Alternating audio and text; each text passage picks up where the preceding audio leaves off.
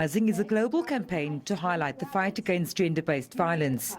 Launched on the back of the sobering statistic that 1 in 3 or 1 billion girls or women globally will be raped or beaten in a lifetime.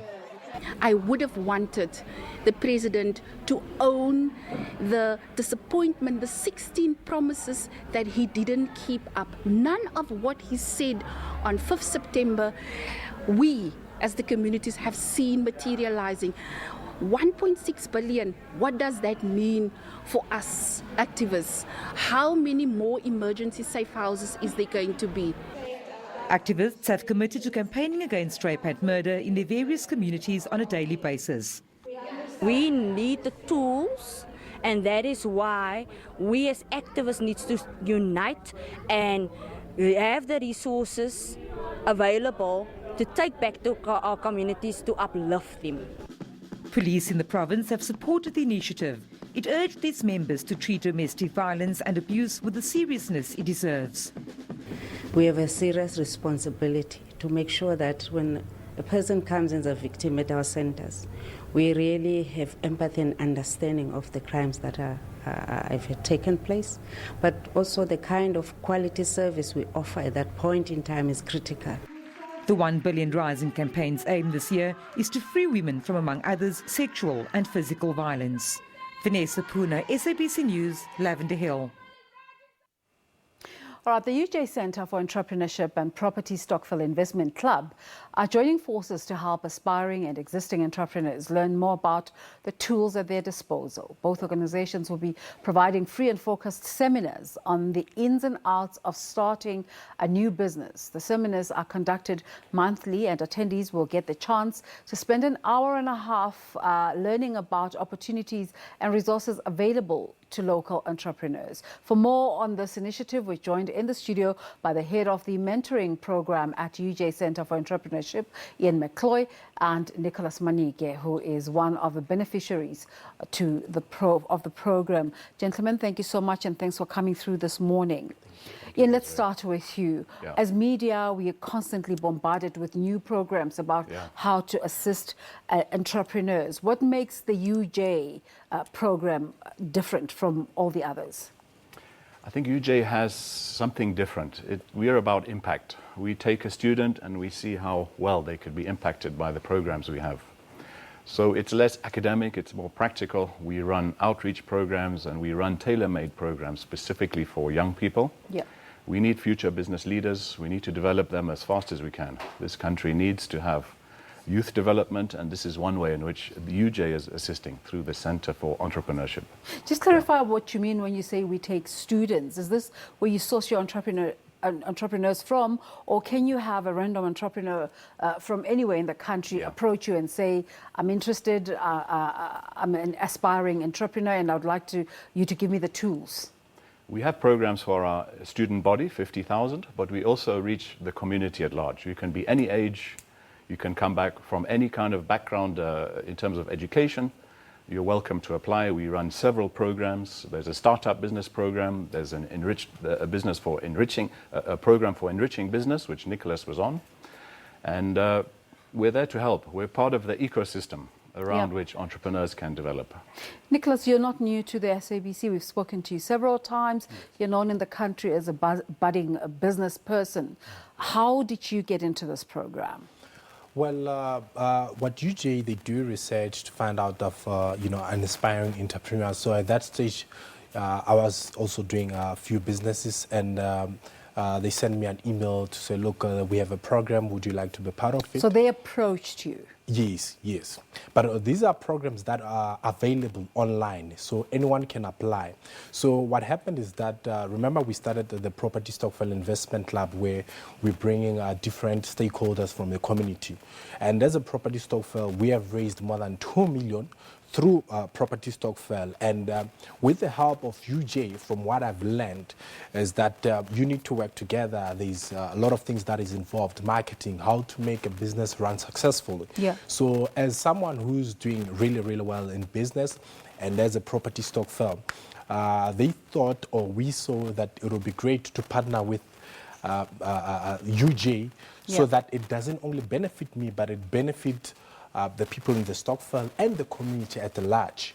So the partnership, it's something that it will help a lot of people to understand a business and how to start a business. Those who have businesses who are struggling in different aspects, how can they benefit from these seminars? I come as someone who's in property. I invest in properties, and for them to come, they will not only learn about just entrepreneurship, but they will understand the importance of investing in properties. Yeah. For example, the economy is not doing really, really well. And there's a lot of retrenchment from different companies. For someone who will get a package, you don't know where to start. You just lost your job. So this is something like this, it will be able to help that person to say, look, you can invest in properties, you can start a business. So you can benefit from both property Stokvel, as we are investing in different properties collectively, but also you can benefit from UJ as well, because the programs, they don't just only... Nicholas, you know what my major worry is that the kind of stuff you talk about is so motivational. I imagine a person watching and thinking, gosh, I'd love to do that. But it's important to juxtapose that against the reality on the ground where, one, people do not have jobs.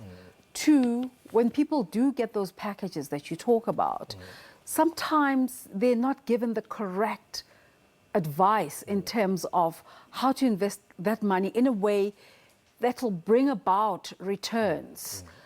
How do you think the benefits can be made to be tangible? Okay. The benefit is that it's not only just someone who has money. It's a program that even if you have nothing, you're unemployed. We have a lot of youth that they have qualifications, some they have skills. And that's where we say, look, we can nurture you how to start a business, and we give you support by mentorship, one-on-one sessions. You understand developing the business, hiring staff, the marketing, funding, because UJ also, in some programs, they give a platform to say, you can pitch your idea, and if it's appealing, there can be a funding that they can assist with, obviously based on that program, that they are funding and ideas that are, like for example, with the one I attended, it was something that one of the sponsors that came, that said we can assist financially, it was Shell.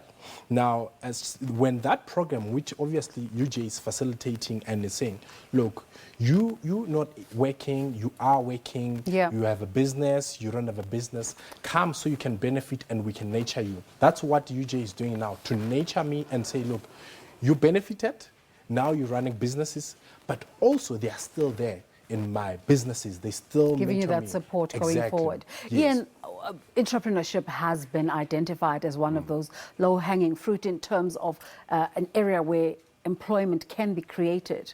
But when you look at the numbers that came out from Stats SA during the week in terms of unemployment in South Africa, there's obviously a disconnect about the creation of entrepreneurship and making it impactful and where we can see the value that comes out of the sector in society.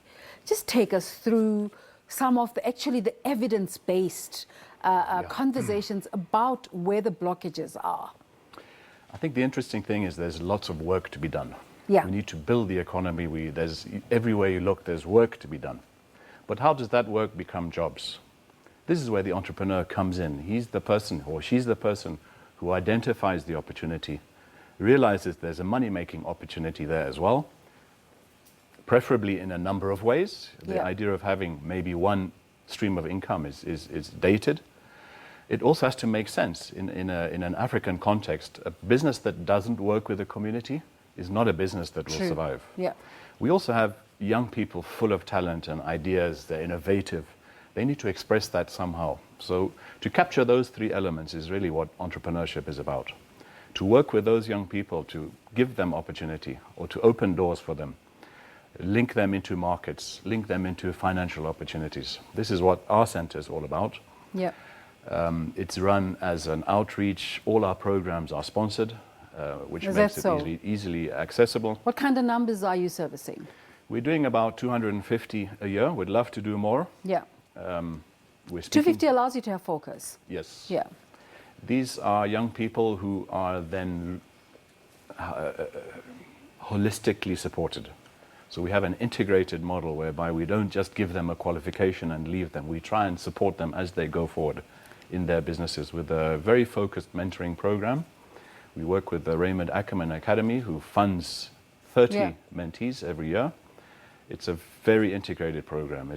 How do you measure impact? Impact is really what that person is, where they are now, as opposed to where they were. When they started?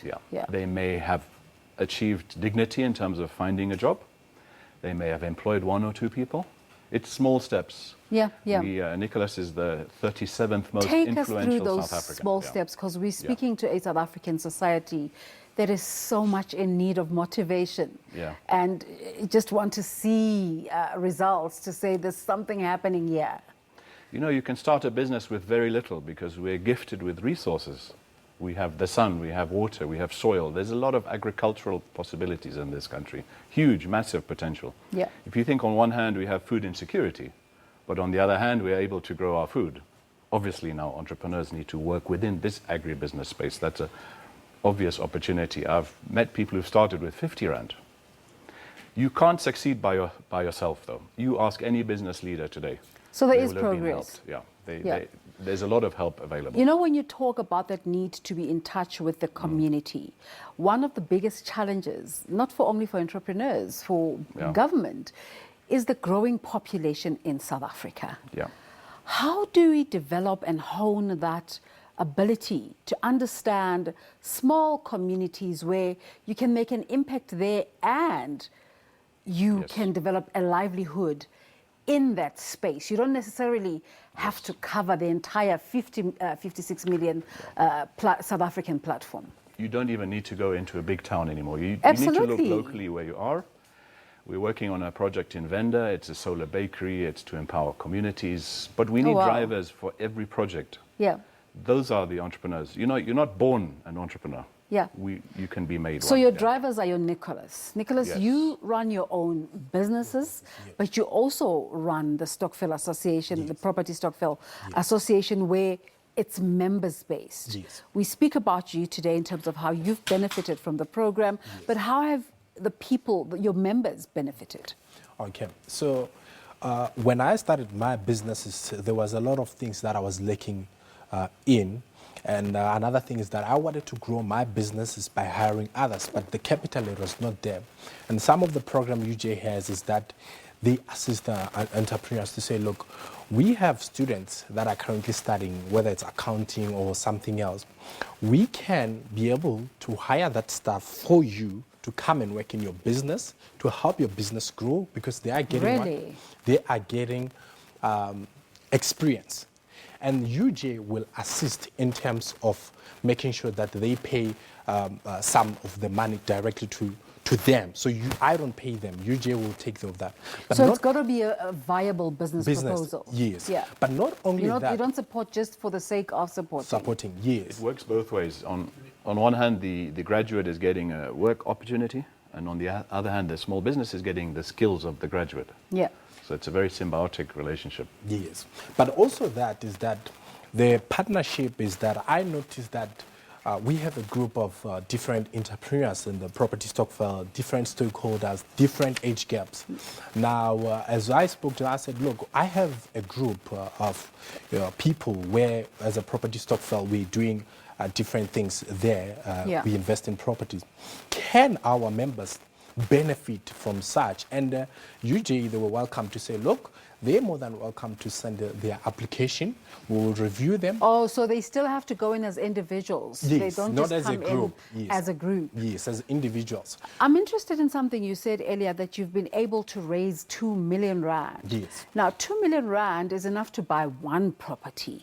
How do you work that out? When you're buying your properties, do you still get financing from banks, or do you club together money to buy a property cash that will then belong to the entire membership? How does it work? Okay, so as our members, we pull money through together, and we decide to say, okay, let's look at property.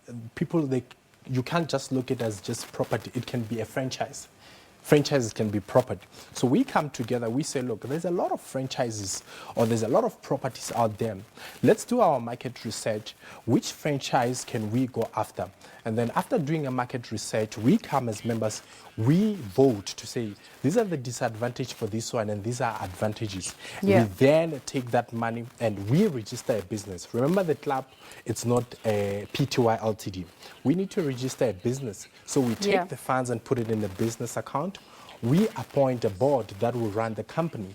So members are just shareholders, and then we invest the money in franchises and properties. I really want to thank you for coming in to start this conversation. Of course, I think we all can agree that it's those kind of conversations that you can't finish in one session. So it's an ongoing conversation. But thank you so much for starting that conversation.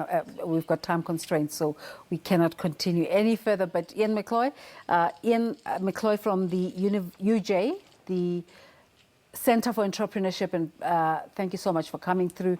And also Nicholas Manike, a South African entrepreneur. You're watching The Agenda. Let's take a break. We'll be back in a moment.